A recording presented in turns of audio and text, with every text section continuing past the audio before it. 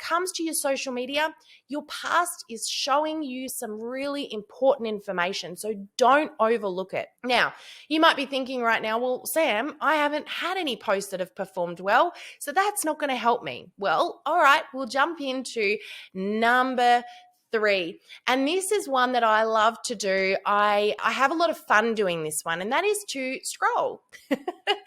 Now, how can that be good for paying attention, for time, for being productive? Well, first of all, time yourself. Set a little timer for, say, 5 minutes. And what I recommend that you do is scroll. Just scroll through your Facebook, scroll through your Instagram, and pay attention. Screenshot every time a post grabs your attention.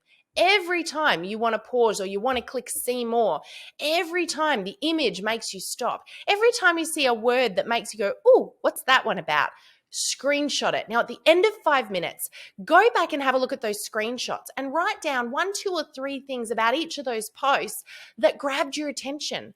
What was it about those posts that drew you in? This is a really great exercise to do from time to time, but I love this exercise so much, I tend to do it habitually just whenever I'm scrolling, because what this will do is it will teach you a few things about how to grab your audience's attention, and it will give you some inspiration, some thoughts, and some ideas. Then what you can do is jot down maybe a couple of post ideas that you've picked up from doing that simple scroll. Just remember, never copy, always make something your own. Once you figure out a particular strategy that you're going to go with, so you're going to do a question, or you're going to put a frequently asked question out there, or you're going to share one of your favorite products and 3 reasons why you love it, or you're going to do a gratitude post.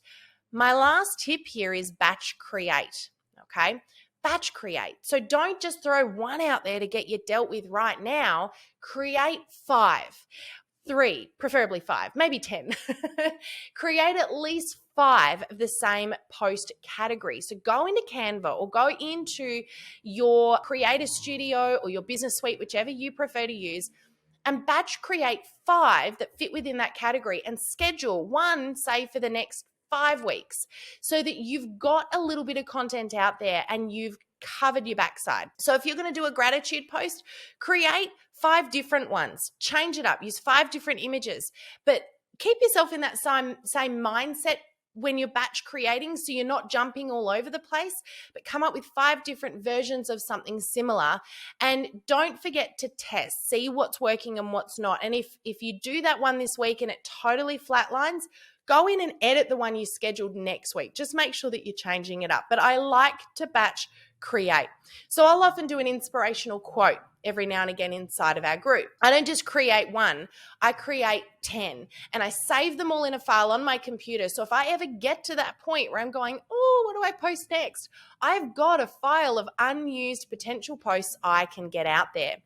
Now, there's a flip side to this, a little hot tip I'm going to throw out there, and that's this. There's a few different ways to do this, but you have got so many awesome images. I have no doubt, this is me mind reading right now, I reckon you've got a whole lot of images on your phone that you've taken over time that you thought might be useful for Facebook at some point, but then you've never got around to actually using them. Am I right? Reckon I might be, because I can tell you this is something I do a lot, and I have had to come up with a bit of a plan to make sure that I'm not wasting awesome content.